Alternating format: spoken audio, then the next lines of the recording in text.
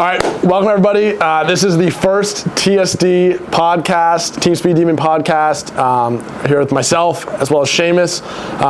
We're going to be doing a lot of probably different settings for this. Hopefully as we get into a bigger space, we'll have a proper setup. This definitely works for now, and we're going to have lots of different people on here for sure. Probably going to be like a different group every week.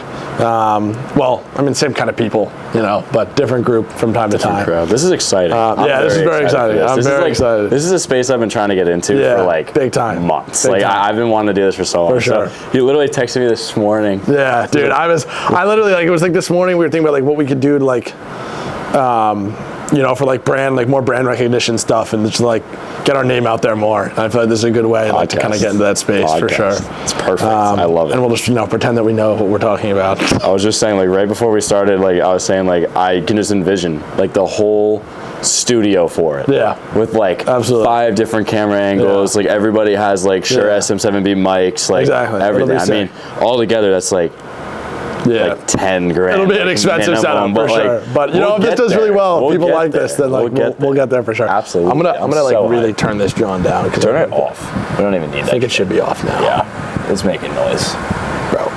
There it goes. All right, we're gonna be baking in moisture. Yeah. It's gonna be quite moist by the time this podcast is over.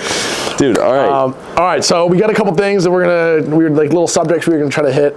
I don't really know how to make a podcast, so we're gonna learn as we go. Yes. Let's talk about M5. M5. New M5. New M5. I saw on the internet that it is called an F99. Or F98, F99 is going to be the generation code. I thought they were going to go to a G. A G, right, which would make more sense. Like a G90 M5 or whatever, but I guess not. I guess they want to stick with F. But I was almost sure that the X4M was F90, F99. Yeah. Like, so that's why I was confused when I saw that on the That's a little bit confusing. That surprises me. I had not heard that, but I don't know how you feel about like 99. F9, no. Like, it has to be the same. Like, and they messed up the F80, G80 because they like the G20 and the G30. Like, it doesn't even correlate with F30, F80. I feel like they're off the track now. Do they like? I don't know. I'm not sure. I don't know if you know, but like, what is the process that goes into the chassis codes? It's like, literally. I believe like it literally started with like E30 or what E28, I believe, or E24. I think was like the first number that they ever like said out loud. I don't know where it came from. I just know they started counting in the E chassis. I know the M3. The first one was the E30. E30. Then 36, 46, 90. 91, 92 and 93 in the same gen. Yeah. And then they moved to the F chassis. They went back to 80. So I guess just because this M5 might be 99 doesn't mean that they're going to like 100 for the one after that. This thing, dude, like I know like nobody's like, or maybe someone has, but like not everybody's like seen a real picture. Like we've seen the pictures of like it under that wrap they do. Yeah, you know what I'm talking about? Like, I've seen that. They were test driving it around. And I mean, if I had to guess, it's gonna be like the base 5 series, like you saw. I'm sure you saw it, right? Like the new 5 series. It's gonna look like that, just like beefed. Yeah. I guess it's a questionable design, if you ask me. Pull a picture. Pull up a picture. Little reference photo. We'll get one on the screen here. Yeah, it's. I don't know, man. Like in my opinion, the good design, like Here, the argument on the G80 M3, it looks good, it doesn't look good, it looks good with this bumper, not with that bumper, whatever. I think generally it's a good looking car, but it's not close, not even close. Is this the picture? Yeah, that's it. You're saying? Okay. Yeah, that's it. So it's got like those weird lines that do you ever notice like on my car, right? Like on an F chassis 3 series and even on like an F chassis 5 series, like on the door, there's like that very distinct like design line. Right, Now these cars are it's starting to lose them, and that was like a whole Beamer thing forever. Yeah. You know what I mean? So I feel like they have a lot of design principles that they've stuck to for like a very long time. Now they're straying. They feel like they're straying away from it. They're starting to feel less and less like BMW and more like cookie cutter cars. Exactly. I mean, here's the thing though, like they're gonna put the XM chassis in this car. Yeah. Right? So I guess that means it does make 738 horsepower, whatever the XM number is, right? It has to. I guess it's going to be the same. I guess that's why they're charging 180 grand for the. I'm curious to see what people think about that, because like I feel like we're moving more and more towards cars with like these crazy numbers right from the factory. That's just unbelievable. But it's like, in my personal opinion, I feel like you lose a lot of like soul with cars like that. Also, not that current Gen M5s are a dime a dozen. I wouldn't say they are, but they're attainable. Yeah. You know what I mean? Like we could get one if we really want. Right. You know what I mean? You can get one, but like this shit is like it's like 911 prices. It's like you have to really like make a lot of money to afford this. I feel like that's another thing I've always loved about the M cars. They always felt like the attainable dream car. You know? It's like you can get into one of those cars, and like I agree. It's feeling more and more like I would much rather just go get an older BMW that it still is that attainable dream car than get into some crazy ass car like the M5. You guys don't know, but I almost traded my 340 for an M3. Yeah, like it was affordable. I'm 19. I'm 19, bro. Like you just need a job, and like you're good. Literally, like, you can afford it. It's like not bad. Now, like even an M5 for that matter. Like if I was able to up my income a little bit, I could probably afford an M5. Like. If I wanted it, I don't. But if I did, like I could have it. But this shit, $180,000. Yeah, like I don't know how I feel about that. I feel my issue is that I feel like we're not going to see them that much. Yeah, like, they're not going to be that common because nobody can afford that. Like I really, and who knows? I mean, maybe like they'll come out and like we'll be totally wrong and they'll wind up looking fantastic. And it'll. I hope so. Yeah, I hope so too. I hope so too. Yeah, absolutely. Like, I want that to be true. I want to love it. You know what I mean? But I want to love it too, and I'm going to give it the benefit of the doubt certainly. Yeah. Here's another thing though you have to consider. Like the G80 chassis, right? Came out, and everyone was like, "Oh my God, this is disgusting." Blah blah blah, and then it grew on them. Yeah, and then the M2 came out, and everyone was like, "Oh my God, this is disgusting." And right now, it's starting to grow on people. Yeah, I actually saw one today. I was sitting at my desk and I saw one go past, and it's I think it's a good looking car. I do. It's bold for sure. It's a little bit out there. Definitely bold. The grills. Yeah, the grills are taking some getting used to. I think the back looks really good. And it's missing the body line. Yeah. That we were just it's missing the entire side door is just flat. Yeah. And that's just weird to me. Absolutely. I'm not a fan of those door handles that you have to reach under. Yeah, Makes me think of like a literally 2006 Audi. Yeah. Like you know what I mean? Yeah, with like the old like my A4 had that. Like that was how that was. And like it's like I don't know if the new Dodges still have those. I know. I don't know if you've messed with the M2 doors. Like I've opened one. It's like it's like electrified. Oh, that's like when you pull it, it just like pops open. I have not messed with the new M2 ones, but I know I have messed with the XM. Yeah, and it pops open. Yeah, it's the same thing. Mm-hmm. Well, actually, I keep meaning to go film that M2. Yes. It's just too cold. Like I don't like. I know he's gonna let me drive it. Yeah. And like, here's the thing. I don't want to drive it in salt. No, fair. I don't want to drive it in inclement weather. Rather drive it on a nice warm summer day. That's what I'm saying. But I want to film it now because my issue is like I want to cover this while it's still hot. Prominent. Yeah. Like in 6 months, like it's gonna be like okay. Yeah. Here's a guy really late to the game with an M2 review. Like what is his opinion? That's fair. You know what I mean? Like I'm thinking like I gotta make it like the January, end of this month of January. Like I have to do it because he keeps telling me too. He keeps telling me, he's like, come make the video. Like come. I'm like, all right. And unfortunately, he's in California for the next like 2 weeks. I'm brokering a deal on his 340. Oh, nice. You know the manual 340 that he also has. Yeah. I might be like connecting him to a buyer. That car. Oh, that's cool. It's like a friend of mine that I play cards with. Nice. His dad. Wow. So it's I love talking to people about car stuff. I've always wanted to, I feel like brokering would be a really cool space to get into. It's funny you say that. Like when I was in Florida recently, I was sitting talking with my friends, and this is at the same time that Benny had sent me some car, and he was like, "Can you call this guy?" Yeah. Yep. And I was like, hell yeah. And then so my friends were sitting on the couch just like we are right now, and they were like, what are you doing? Like what are you doing? And so I like explained it to them, and they were like, and I was like, yeah, it's kind of like, I don't know, I've been kind of getting into that a little bit, like contacting like dealers for on behalf of people, like whatever, right? And like I really like doing that. I really like being the middleman. I agree. It's fun. So I said, I was like, I could make something out of that. I could become like it would take a lot of, because the thing is that's a pretty vague like profession. It would take a lot of like fine tuning to actually create a business around that. Is difficult because it's like Auto Trader. I went down that path a little bit too. Like I was really into the idea. It is tough because I think like a lot of those people who are really successful brokers just have a lot of connections where like they're like, I'll give you this car first to shop around if you have someone. I would love, like honestly, as a lot of this stuff gets bigger, I think like that could open some doors to like making some of those connections and being able to get into that space a little bit more. Another thing I would like, you ever hear those people that like they like source impossible cars? Yes. Like you need an insane network to do that. something that is also, my sights are also there. Like just being able to have someone hit you up, be like this is a one of 3, find it. Even if it's not for sale, get it for sale and get it sold to me. Like that's really cool. Like car hunting. Absolutely. Forza barn find. You know what I mean? Like that's so sick. Like I would do that. I agree. Dude, I should probably set like a timer so we know how long we've been talking. I don't know how long we've been I have no idea. I have no idea. We started, it was like 8:15, 8:20. Okay. I'd say. Right, so like whatever. 15 minutes in or so. So I want to go back to the M5 for a second. Okay. Not actually. I want to go to the XM. Okay. Because there's going to be, I feel like the graphs on these 2 cars when they're on sale at the same time are going to be kind of correlated, right?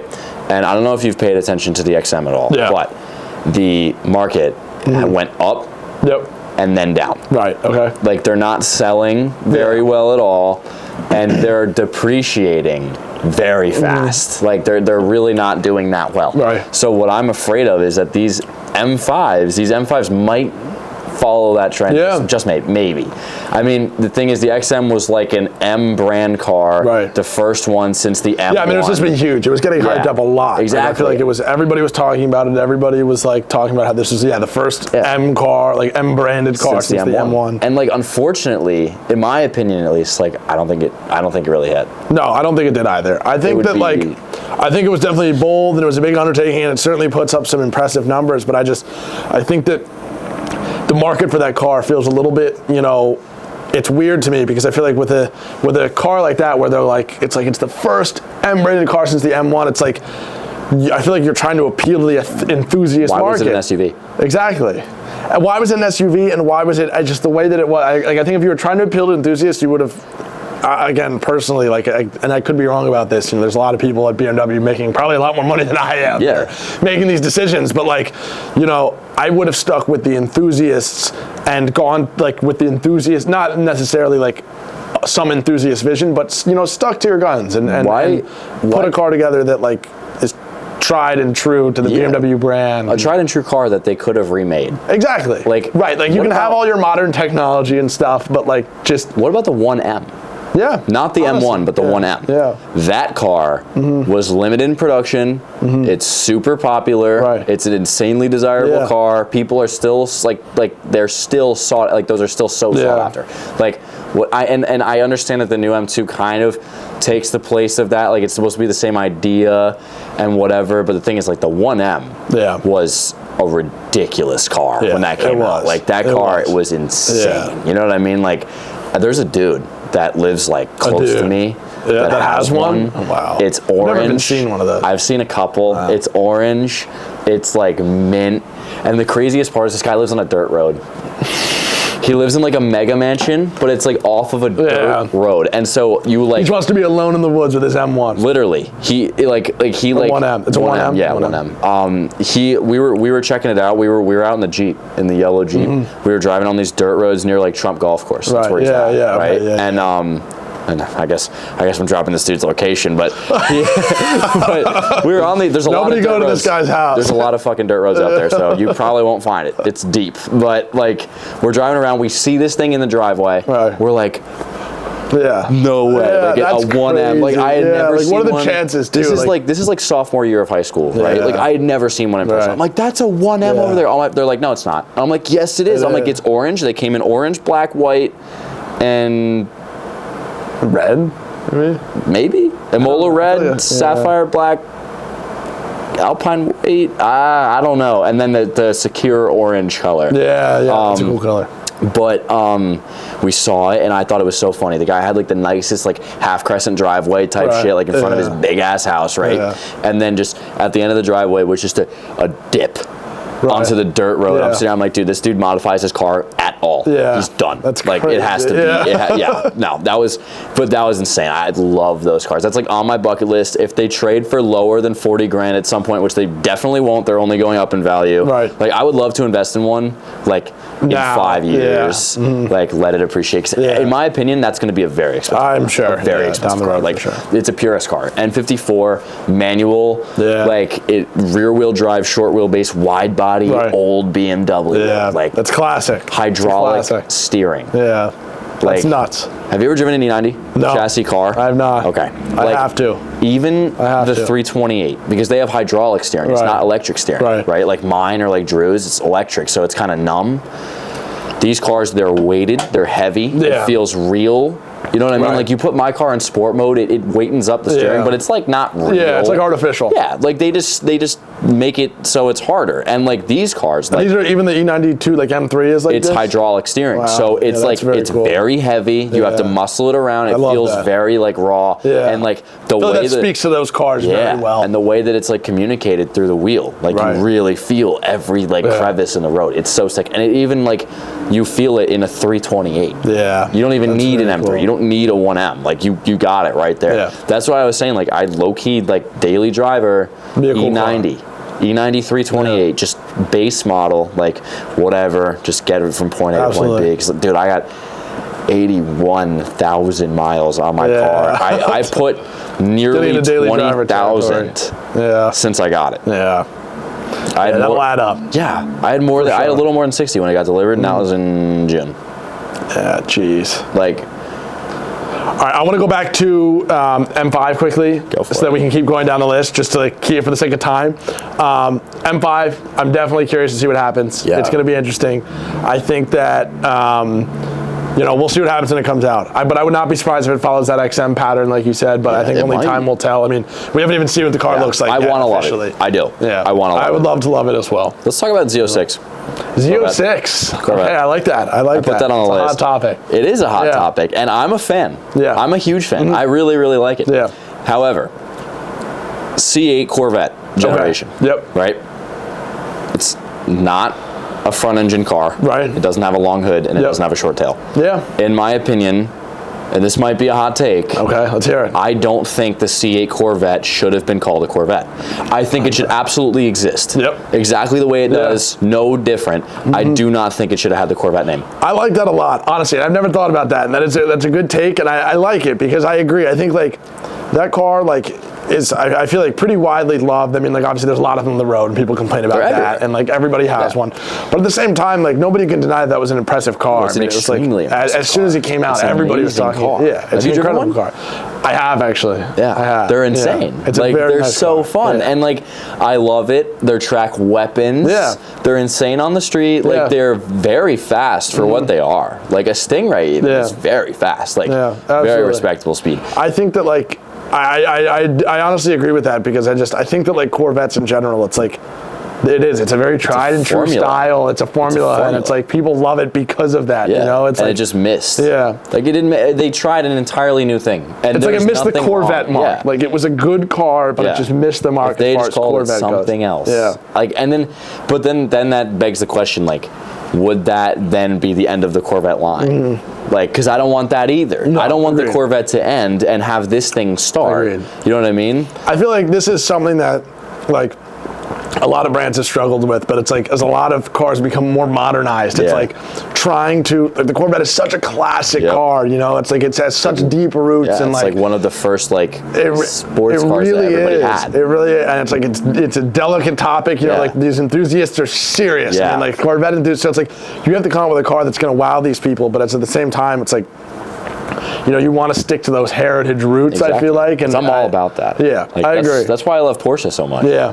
They really stick to what, like, works. They've never really changed their design in a major way. They just evolve it. They just bring it forward. I think that's why, like, we don't come on here and talk about Porsche nearly as much. You don't see anybody talking about Porsche that much because they don't make huge waves, but they're still selling cars. Like, it's still a very successful brand because they just kind of have stuck to their guns. And I don't know. I do feel like people are trying to do a little bit too much to try to like be the next, you know. Exactly. They're trying to make too big of a wave, but that's not what we're looking for. We're looking for evolutions of already great cars. Agreed. Like, that's why I love Porsche. It's funny. You're right. Nobody talks about Porsches on podcasts, or for that matter, if you're not a Porsche like content creator, you don't really talk about Porsches because everybody knows already that these are solid, undeniably insane They're great cars. Like they're perfect. Like I love those cars. I think part of the reason, to go back to BMW for a second, And we'll try not to talk about BMW too much, but it's just that's kind of what's fresh in my mind. Yeah. So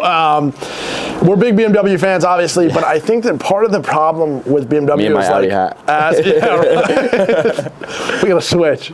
Yeah, we do. But I'll give you this hat. I was gonna say, maybe when I get the S4. Yeah. For those of you who don't know, I don't know that anybody would actually know because I've never even like talked about it on the internet. Here we go. But yeah, I am looking to get into a B8.5 S4 as the next car. I just want like a nice, fun, reliable daily driver. And it just seems like the perfect car. Such a good choice. I'm super excited. I've had a ton of people say really good things about it. Yep. And I'm very excited to get into it. I have the Jetta, which is being fixed at the time of recording, but hopefully in the next couple weeks I'll have that car back, sell it, and then I'm willing to take my time to really shop and make sure I find the right S4. I probably told you this. Maybe I didn't. And for those that don't know, I drive an F30 340i, 6-speed. And before I bought that car, I pretty much had my sights set on that car since like early high school when my buddy's dad got one custom ordered, and like I drove it and I was like, okay, this is insane. But there was a minute right before I bought the 340 where there was like a couple at work and like whatever, and like there were manual S4s, and I was like, this is a compelling argument. Like this is a hard decision now, because with S4 you get quattro all-wheel drive, you get a pretty reliable motor, you get a great package. Like it's a great package. My only issue with that car is the interior is a little dated. Yeah, that's fair. Like the car came out, that design came out in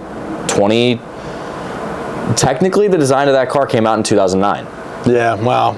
That's old. That's old. And the it's crazy how long ago 12 years ago. But that's a long time ago. 12 fucking years ago. Yeah. Like, you know what I mean? So, like, when you look at a 2009 A4 versus a 2016 S4, the entire car and the interior, they all retain the same shape. There's subtle differences here and there, but it is very much the same. There's a lot of the same plastics and whatnot. Yeah. And that can be remedied. Like, you can change the interior, right? You can do, like, carbon fiber and, like, even the B8.5, does it have, like, the kind of angled, like, driver focus? Towards you. Yeah. I love that. That's the first thing I'll get it as a car warming gift. I'll get you the CarPlay module. Oh, I appreciate that. Dude, I'm going to need CarPlay. Yeah, because it's easy, too. You throw it right in. It's plug and play. Nice. It's very easy. Most of the owners that, like, I bet you Benny had one. I bet you had CarPlay. Yeah. I bet he did. Yeah, like most of them that I've seen, like they have it. So I'm so excited. I can't wait to get into that car. It's going to be awesome.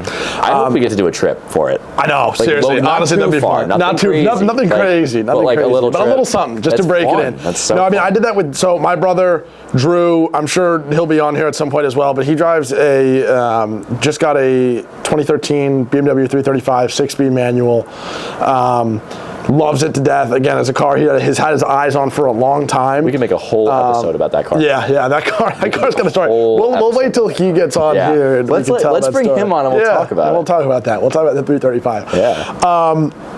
Anyway, we did a little road trip, and it was very similar. Like, it wasn't too long. We went down to like Virginia, like just outside of DC, to pick that car up, and we just mobbed home in it, and it was a blast. I mean, we had a great time. Like, we were just bumping tunes, like just ripping it up, like really just putting it through its paces, and we had a great time. Did you guys get in that thing and just beat the shit out of it? I would say, like, when we got there, like, we put it through its paces on the test drive for sure. Like, I drove it for a second too, but we weren't really ripping on it too much. It was actually funny. So on the way home, we're on a pretty open stretch, and we're opening it up. Like, I won't like disclose any speeds or anything, but we're moving. Like, we're getting through all the gears. Like, we're making sure that the whole speedometer works, and there's a kind of like a noise. Like a sudden noise, loud enough to be a little concerning, and we were like, what was that? Like, I was like, did we like hit something? Like, what? Like, and I was paying attention the whole time. Yeah. Were you driving or was he? He was driving, and he didn't let me drive it all the way home. He was like, I'm driving it the whole way back. Fair enough. I drove it on the test drive, like down the street. Yeah. But yeah, I wasn't gonna mess with that. I was like, dude, your car, like, enjoy it. But we're like, what was that? And it was enough of a noise that it was a little concerning. So we pull over to the next rest area. We get out. We're looking at the car, and we're like looking at the front bumper. We're like, oh, like I don't see any like damage. Like I don't think we hit anything. Like strange. Like what was that? And then like we look up past the front bumper, and you know the windshield on either side. There's like one of those there's those plastic pieces, like trim pieces to keep the water. Rain. Yeah, it's a channel, a rain channel. Yeah, exactly.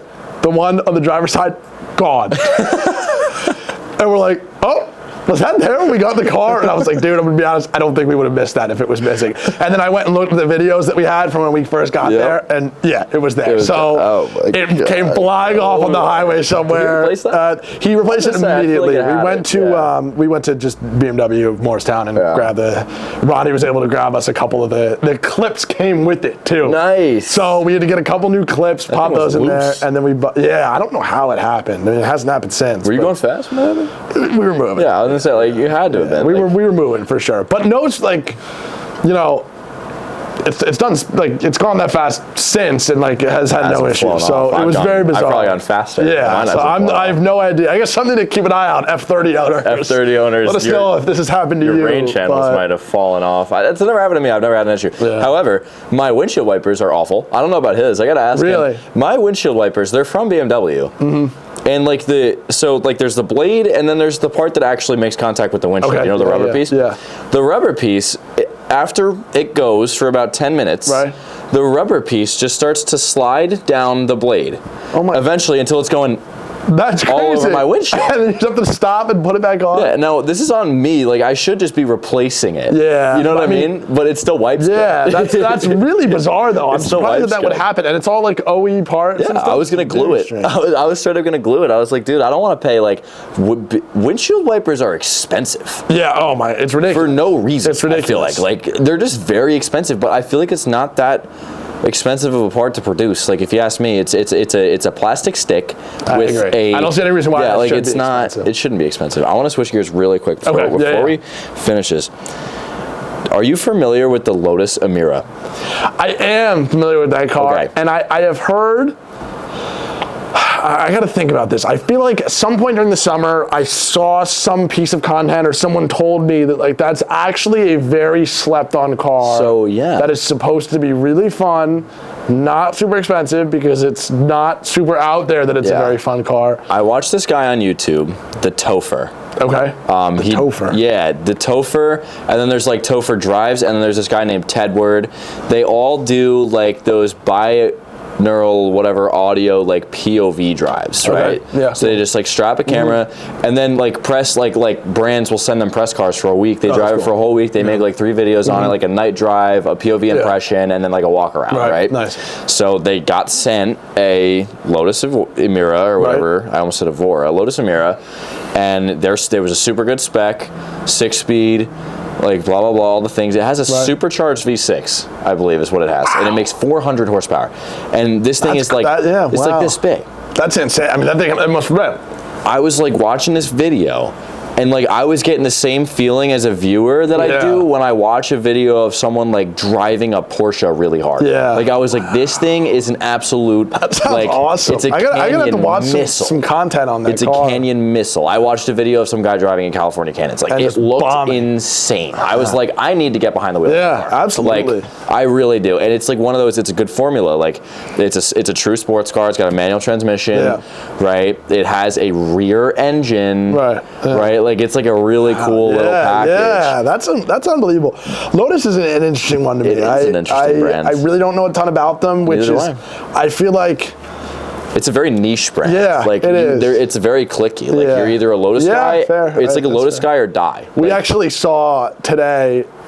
Oh, you know what? It wasn't a Lotus jacket, but there was a guy.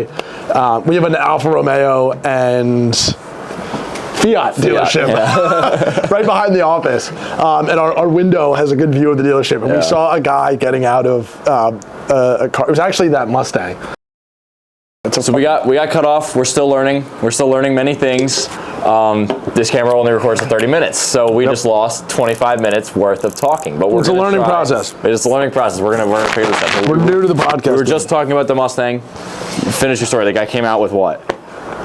We were talking about the Mustang. Guy gets out of the car. Get this. Pretend like this is the first time you're hearing this story. Did I miss the story about that 335 thing flying off? No. That was earlier. Yeah. I think so too. Yeah. That was. We'll retell another time. Yeah. I mean, I'm sure Drew will bring it up. Yeah, that's true. Guy gets out of the car. Get this. He has a like leather biker jacket on with like a giant Alfa Romeo logo like stitched on the back, like patches all down the sleeves. It was a real get-up. Outrageous. True Serious enthusiast. Lotus Emira, not talked about enough at all. I think that this car is so sick. I was watching POV videos on YouTube. The guys, the Topher Drives, and Tedward, I think, did a video, and he got like the car from Lotus for like a week, and he filmed a bunch of POV videos. I thought it was the coolest thing because it was like a real car that goes back to like the true enthusiast like sports car. It was super bare bones. It's rear engine. It's rear wheel drive. It's 6-speed. It's rear wheel drive. I think. I just love that because like I feel like as we talked about a lot, like I feel like you just don't see that as much anymore. You don't. You really don't. We like with the SUVs. Like we were talking about SUVs when we got cut off. Like how everything in BMW especially is moving into SUV range, and that's why it's starting to lose its like enthusiast kind of like vibe. We were kind of saying like with BMW, it was just like.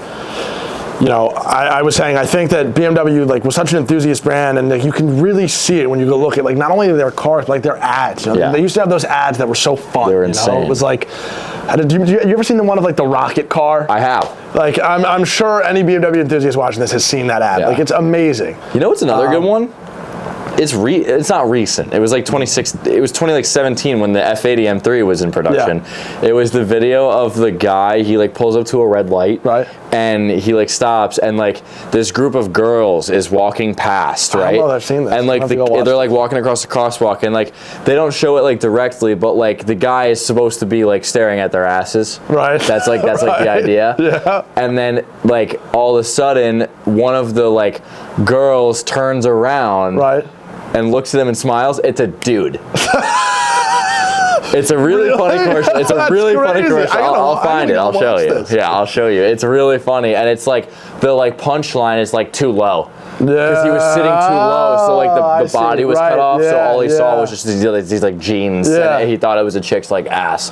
And dude, so that's the thing is like it's just BMW, like they used to I feel like be so into like that enthusiast thing, like they and they loved it, like they embraced it. It was really cool. They were saying like car was too low. Yeah, come on, that's I love that, sick. dude. And the thing is like I think that whether this was something that BMW did or if it's just generally like I know the population like as a whole is moving towards SUVs more, and I don't know if people like chose BMW or if BMW kind of realized this and targeted more towards, you know, that crowd, but I just think that because people are moving away from like sedans and the sports sedans and like everyone wants like these SUVs now, and I think that like because of that BMW has had to change their brand a little bit and unfortunately shift away from the enthusiasts, and then because they're shifting away from the enthusiasts start to lose interest, and then they shift more away from the enthusiasts. I don't know how many times I'm going to say enthusiasts, but now it's gone.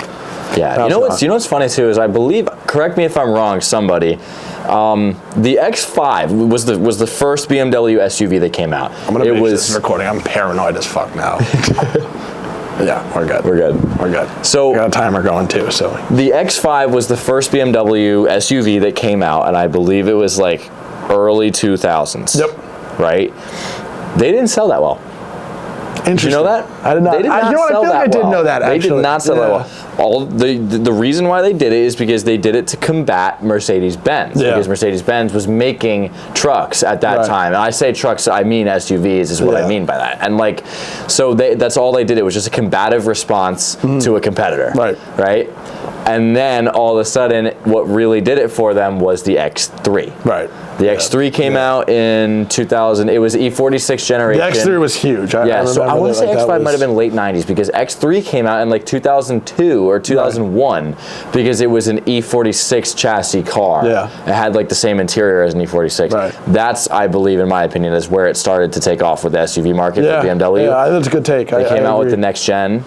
right? Which is the one that you see everywhere. You still see them. You see 2013 X3s and 2012 X3s all over the place. That was a huge car. They were relatively reliable. They drove like a BMW. I feel like that's a good, like that's where, I agree. I think that's where the pivot was. I feel like the pivot that car was the E-Gen. sold really, really well, and that's when they started veering in that direction. Absolutely. Like that was definitely the point. And that's also like same time that X3 is booming, that's when like the E90 M3 came out, right? Which in my opinion, the F80 is an insane car. E90 Gen M3 was the beginning of the end. I think E90 was peak M3. They put a V8 in it. Everyone, and I feel like that's a very like popular take too. Like that car is just it's that guy. You know, like the that F80 thing is insane. Raw power. I mean, like I don't remember we were talking about. I don't think this got cut, but when we were talking about the hydraulic steering. It's like that's one of those things too. It's just like, it's a very raw experience. And so as good as the F80 is, as good as the G80 is, I love in my opinion, me too. And I love the G80. I want an F80. I'm looking to buy an F80. But the thing is, I think that if you had to pick a climax on the M3 graph, E90, E92, M3 was the climax. That was the pinnacle staple car. The F80 was no disappointment. Of course, it soared higher than that car. It's technically it's a faster, better car in many senses, but the real like energy around it, I'd say definitely climax like E90 Gen, which is also when the SUV pivot occurred. Absolutely. And then you see the uptrend and the downtrend, and I feel like we've solved it. Like we've solved like this is where it all went wrong for BMW. And I wouldn't say like it necessarily went wrong. Fair. But like it just went in a different direction.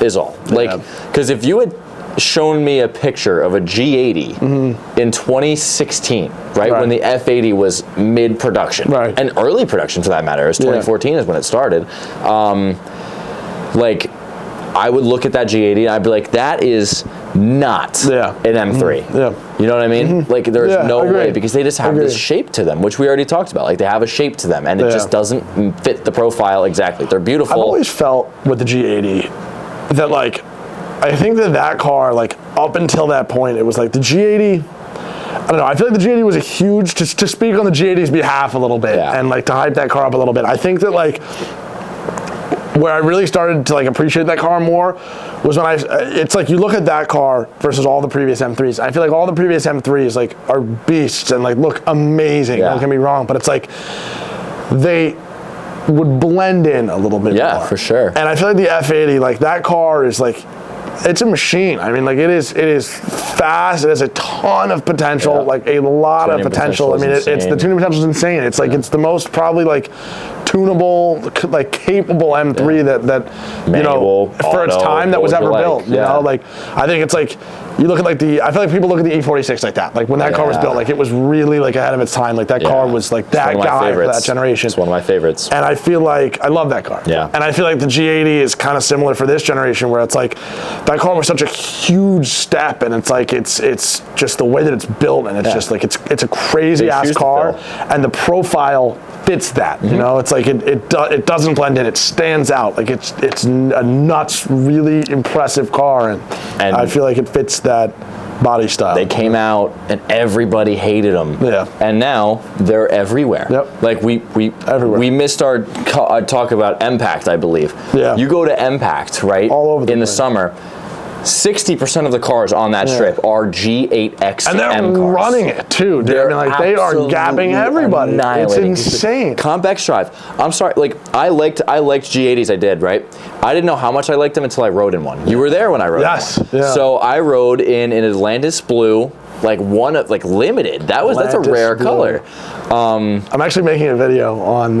Have you ever heard about that E90 that got painted the wrong color from the factory? Yeah. Someone commented on my G80 video. I'm in the process of making it. Like it's a very different style for me. Like I don't have the car in front of me. Yeah, so you just got to talk about I just got to talk about it and do like kind of the green screen thing, which like I've never done before. So it's taken a few. I've already taped it like twice and hated it. And like and then like I'd started and then it's taking me a while, so I'll get caught up in something, and then I'll come back like later that night wearing like a different hoodie or something, at like a different spot. I'm like, I can't, like it has to be one take. So I'm gonna make the video at some point, but anyway, I totally cut you off. But like, riding in the G80. I mean, the G80. So I actually think this is a good segue right here. So the G80, like at Impact, right? We saw literally 60% of them, like whatever, absolutely running. So I liked them, and then I rode in one. I rode in a Compex Drive, Atlantis Blue with the carbon buckets. I was in shotgun, like I got the whole experience, and then I really understood. And in fact, it was actually right here on this strip of highway, right behind us, when we are absolutely bombing. I am like you came right past the office? Yeah. Oh yeah. And this is before I even knew this was here. It's hilarious. I was at that Nissan dealer right there, like a week before I came here for the first time, and I had no idea that it was right there. But I was probably staring at the building. Yeah. But what do you call it? So, yeah, rode in that car, thought it was absolutely insane. Now, here's my issue. Everybody has one. Yeah. Like, everybody has a G80, and it's like, and it just makes me not want one. Yeah. Because I'm like, hold on a minute. Like, everybody has already done world's first G80 world's first G80 that. Like, they've already broken through 1,200 horsepower on these cars. They've been out, you got to remember this, these cars have been out for 3 years. Yeah. That's pretty crazy. I feel like it still feels so new in my mind. But like, and 3 years is like a very impressive amount of time to have these motors soaring past 1,000 horsepower. And the fact that they take it, the S58 motor is absolutely ridiculous. Like, it's insane. It just takes it. It just like doesn't do any, it's B58, S58, big argument on which is better. Yeah. I literally drive a B58 power car. I think an S58 is a better motor. Yeah. Like they're literally built to handle literally whatever you throw at them. They're reliable as hell. This is something too, like I love having these conversations. I love talking about this stuff, and I hope that BMW and I have to imagine, like, as they get further and further into like away from the enthusiast side of things, like I'd have to imagine it's going to swing back at some point. Like I hope that like I just don't see a world where they can totally abandon like the M cars, and now that they are, but it's just like I don't know. And maybe I'll be wrong. Maybe the M5 will come out and everybody loves it. But like, I just don't see a huge market for these cars. Like, I don't know who's going to go out and buy that M5. And like, you know, I don't think either of us would, based on what we know right now. Again, I'm not going to lie, I wouldn't. I wouldn't. Yeah. It could come out and it could amaze us, but and we could be super excited. But right now, I probably wouldn't. No. And I hope that, you know, and assuming people are like us, which I'm fairly certain they are, like sales are going to go down, and they don't like when sales go down, so they're going to stop building them. And I hope that at some point they see the trend. They see the trend. They realize they need to either go back to what they were doing before a little bit, or maybe try something new and see if it sticks. Maybe they'll try something new that we'll love. Yeah, maybe. But you never know. Or they'll just stop making them altogether. Yeah, that's my worst fear. But you know what I compare this to actually? Save the manual culture. Yeah. Back in like 2017, I feel like every car ever was on the verge of the manual transmission being completely extinct. Until, for some reason, I swear, unless it was just me opening my eyes, I don't know if it was that or if there was an actual uptrend in manual transmission cars. But I swear, like, there are more people, like Manual Supra, for example. Right, they responded to the community. That was pretty crazy. And Toyota. I feel like you don't see that often. Everybody said that the Supra came out, everybody was like, this is an insane car, it's missing a manual transmission. Toyota and BMW went, great. And they did it. They did it immediately. Porsche has retained their manual transmission. It's a BMW transmission, I believe. Someone correct me if I'm wrong, but I believe it is. That would make sense. I mean, I imagine like I think it's the one out of the G80. Did you hear? Listen to this. I'm sure somebody, this is going to be a TikTok clip. Okay. Did you guys hear that there is quite possibly going to be an S58 powered Supra? No, did you hear about this? I did not hear about Apparently they're going to do some Supra, and they're going to throw the S58 in it with the manual transmission. Think about that. It's an M3 in a Supra. It'd be a monster. It would be absolutely insane, because think about what they're already doing. I feel like that just like goes back to the Supra roots too. Like I love that. Just like a crazy ass, like, you know, 6-cylinder that you could just beat this shit out and put a ton of power through. Modern day 2JZ. I would, literally. I would love to see someone make a build on a car like that. Now, what's your take? I don't know if we've ever talked about this on the ratio of Toyota to BMW technology in the Supra. In the Supra. Because before you speak on it, I want to remind you. That interior is entirely BMW. Everything down to the door handles and the key. Yeah. Like, it really is a Z4. Yeah. Is it a Toyota? See, that's tough. I don't know. It's a good question. I don't know how I feel about those. I mean, I love that as a car. I think it's a phenomenal car. I don't know if I'd buy one. I'm gonna be honest. I wouldn't. They're too tight on the inside. Yeah. I rode on track. Yeah. In one. I think it does. I think it pays homage to like the Supra name very well. Yeah, for sure. I think it's a spectacular car. I just don't know if it's for me. Yeah. As far as is it a BMW or a Toyota, that's a great question. Honestly, I have to think about that. What is your answer? My answer is straight up, it is not a Toyota. Yeah. I don't even care if that's a hot take. I do not see enough Toyota in that car to call it a Toyota. Like, even the key, if you've ever seen a Supra key, it's a BMW 3 Series. Is it really? It's the same, like your M440? Yeah. Same key. Same key. Like the door handles. It has a Toyota badge on it? Yeah. Wow. The door handles are straight off of an X3.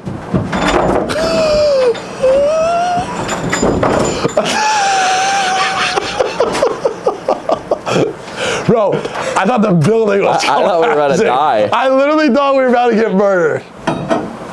Oh my God. We're hot right now. How's it going? Yeah, we're live. We're hot. We're live. We're hot. How's time looking like? Yeah, we got one more topic and we're done. Because we went a different way this time. But Yeah. I'm not mad about it at all. Is it still recording? Is it still Make sure. Still recording. What's all right. We did go a different way this time. So, like the Supra. Wait, where was I going? Fuck.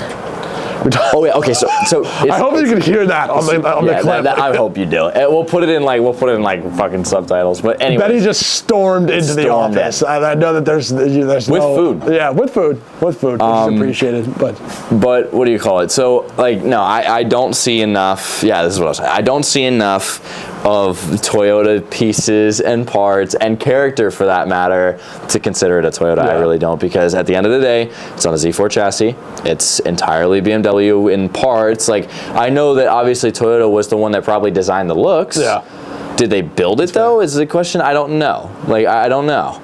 Betty, what do you think?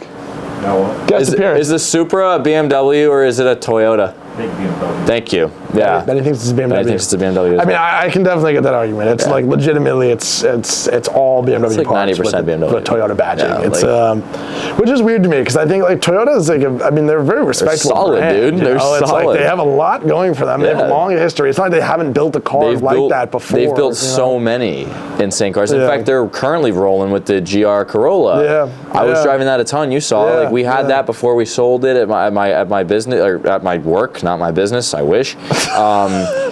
And like I drove that car around all the time. I had a lot of fun in it. 3 cylinders, 100 horsepower per cylinder, 6-speed manual. Like that's an insane formula. Like Toyota is more than capable of creating cars that are different and lively to drive and full of good technology. Like that car, you turn the dial, you change the ratio of front to rear bias. Like it was insane. It was and it was easy. Yeah, you know what I mean? I agree. That surprises me, and I feel like that has been a thing with Toyota though. Like I feel like they as a brand are often willing to do these collaborations where like Scion, Subaru, exactly. BRZ and BRZ 86 FRS, whatever you want to call it.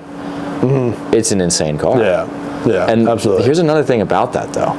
Here's another thing. Similar to how BMW or Toyota Supra is predominantly BMW. Right. The Toyota 86 or the GR86 is predominantly a Subaru. Interesting. It doesn't have much Toyota engineering put into it. I know that they had a lot to do with the suspension. However, it retains the Boxer motor. Right. It retains a Subaru transmission. It has, I believe the Subaru is the one that created the rear bias, rear end. I believe it was them. Like it is, and like that car was Toyota's idea. It was their idea, and they went to Subaru with it. And the thing is, it was also Toyota's idea to revive the Supra, and they went to BMW with it. It seems like they're almost resourceful in that way, where they think of the idea, and then they think, okay, and who is going to be the best at helping us create this? Right? The BRZ is supposed to be a super raw car. It seems like a very smart business model. Is. You know, it's like they get to go outsource all the production. They don't have to retool their machines or anything. They get someone else to do it's their a bad dirty look, work. but it makes a lot. And then they ship it as their own. Because like we're sitting here shitting on it right now, but the thing is, everyone and their mother is out driving one. Yeah, no, they're you know what I mean? BRZ and Supra. Yeah, like they're and the cool part is that now that they're both under the Toyota name, they put them next to each other. Yeah, you know what I mean? And it's kind of a cool thing, like because a Supra, in some sense, is a very, very beefed up like version, because they're the same idea of car. Right? Like they're generally just, one of them's much bigger and faster, but like they have the kind of the same like base formula, the rear wheel drive, like enthusiast vehicle that's supposed to absolutely rip through corners and then whatever. So it's funny to me that I was thinking about that the other night, how like they sourced Subaru for the BRZ or the 86 FRS, whatever, and then they sourced BMW for the Supra. They just pick and choose who they know is the best at whatever. I'm waiting for the Toyota Porsche collab. That would be sick. Where's that at? That would be really sick. I love when the companies collaborate like that. I feel like we just don't see that as much anymore. I think one of my favorite stories of that, which I'm sure people are familiar with, so like I won't retell it by any means, but I wasn't aware of it until I watched Doug DeMuro's video. On the, what is it? It's the RS2 or 4? RS2. Okay. Oh, with the Porsche collaboration. So that car. That's a very cool story, and like, you know, it was huge for Porsche because like Porsche. I don't know if you saw, someone commented on my video of the G80. Really? Someone commented, and they were like, "There's like, say Porsche, right?" And I was like, "I'll think about it. I'll think about it." Good. He can say it however he wants, bro. That's just the German way. To be honest, I've actually always said it like that. Porsche? Yeah, really? I think it's my dad. I think that was probably. I guess it's one of those things. Like if you've been around someone who's like that. I think my dad, I feel like, always called it a Porsche, so that's where I picked it up. It's funny. My dad used to tell me when I was a kid, when I was like an aspiring car guy and I didn't know very much, he always used to tell me, "You wouldn't like Porsches. You wouldn't like Porsches. You wouldn't like Porsches. They're too basic. They're too this. They're too that." It's my favorite car brand. Like by far. I also hated BMWs. Really? I did not like BMWs when I was in middle school because I used to play Forza Horizon 3 and 4, and I had the M4 GTS. And my issue with, and this is when I was like a full Audi guy, I was obsessed with Audi. I mean, wearing the hat, but like we're gonna disregard. Like, I used to drive the M4 in Forza, and I couldn't grip. It would just slide around. So I remember being like BMW sucks. Fuck BMWs, I don't like BMWs, they can't grip, I want Audi Quattro, whatever. And now I drive a rear wheel drive BMW. It's just funny how that works. Like you grow up and all of a sudden you grow into an idea, and I really, it's crazy listening to like honestly any car enthusiast talking about just like the how they started. I got into cars in like post-COVID, honestly, like, which is crazy. Like it was like. And I think, honestly, COVID was probably part of it. It was just like, I was sitting inside, like, consuming so much on my phone. And, you got it from No Hezi, right? That's how it started. It was like watching, like, No Hezi compilations. And I was like, damn, this shit's crazy. And then I got the Jetta in, like, I want to say, like, fall of 2020. Like, it was like, I was going back up to school for my third year. Which was the first year back after COVID. And and like, I was living off campus. I needed a car, so I went and got that thing. At the time, I was just looking for like a reliable, relative. You couldn't drive stick at all? Daily. I could drive stick at the time. And that was the thing is I was like, I had like no real interest. We've been talking for 30 minutes. What is it? 7 minutes. We have 7 minutes. 7 minutes. Okay. Keep going. Right where you're going from. I was never like really into. I was never really into cars, and I wasn't really even into the process of finding the car, which is crazy. Like, my parents were like, all right, like, we need to go out and like help you find a car because like, I was living off campus. I needed one. And I just literally wanted something that was like cheap, reliable, got good gas mileage, you know? And I remember like, it was like, I saw the Jetta and that it came in manual, and like I just thought that was cool. Like I thought driving stick was cool, and I was like, you know what, like, that's cool. Neat. It is cool, so but it was like I went, and that was like the only thing. I was like, oh, that car comes in stick. I was like, that's cool, and then I became like kind of fixated on the Jetta. I was like, I want that car. That's what I wound up getting, and then like slowly just like through driving that thing, and like I think I just wanted to know more about like how like manual transmission worked. I'm a very like technical person. Me too. I got into all that stuff, and I was watching a lot of car videos about like how they worked and stuff like that, and then it gradually just sloped up until like full on. I could talk for an hour plus on like my history with cars and how I've been obsessed with them. I'm like jealous of people who have like you know, from like a young age. You're like, I love these. I mean. Like, it's funny, like, my parents always said, they told me, like, this later on. They were like, we knew you were doomed from the start. Because, and to wrap this whole episode up, I'll tell this short story. When I was a toddler, I wasn't even really conveying sentences yet. I was just on like words. I wasn't saying mom, dad, grandma, grandpa. I was saying Honda, BMW, Mercedes. That's what I was saying. And so my parents would take me out to the sidewalk outside my house, and they would give me sidewalk chalk, and instead of drawing pictures like regular kids, car logos, I would draw the logos from the cars, because at the time we lived in like this condo complex, right? So all of the cars were just in parking spaces right in front of me. So I would just look at them. I would ask my mom or my dad what it was, I guess, and then they would tell me, I would draw it. But then my dad told me later on, he goes, sometimes you would point out a car and we would have no idea how you knew that. Because that's what apparently I used to do, is when we would drive on the road, I'd be in the back seat, in the car seat, and I'd be like, Toyota Camry. And that was a real thing that happened. My mom told me, is I literally said out loud, 2 years old, I went Toyota Camry. Yeah. And they were like, little child. Yeah, they were like, what? and that's literally how that started. So my dad told me, he was like, yeah, I knew. It was over right there. And now it's my entire life. It's my profession. It's my hobby. It's my passion. Like, it consumes you quickly. Yeah, it really does. It's always been a thing. Hate it though. It's too expensive. Yeah, for real. I wish I could just be like driving around in like a cheap, like, very reliable, that I never had to pay. Gotta have a German car. That I didn't have to pay a dime for. Like, always started. You know. That'll never be on my radar, unfortunately. Nope. Not even my daily is gonna be reliable. Like, you know what I'm saying? Dude, it just won't. It's bad. I mean, like, we were talking today. Literally, it's just like. It's like so tired of like everything breaking all the time. Seriously, you know, it's like I would love it. But everything that doesn't break isn't for when it works. Yeah, you know? it's so thrilling. All right, so I think we're about to hit 7 minutes, so we definitely have to close this off. We're gonna do this outro again.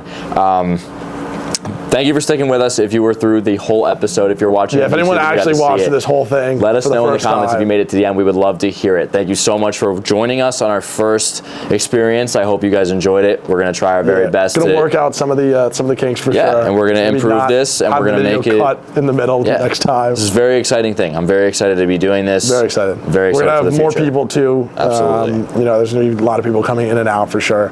Yes. We were saying before we got cut off, but like I don't know, maybe like we'll try to do like every like week and a half. Yeah, something like that. Deal just to start. When we can get up here, record, shoot the shit, whatever, it's gonna be a great time. Absolutely. So done now. Thank you guys for watching this whole thing. Excited to keep it rolling for sure. Absolutely. Get some more of these going, and we'll see where it goes. Very excited.